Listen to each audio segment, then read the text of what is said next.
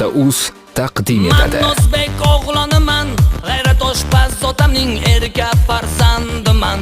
Onamning suyanchiman, man o'zbek o'g'loniman, tarixiy millatning avlodi davomiman. Shu elning ixlosiman.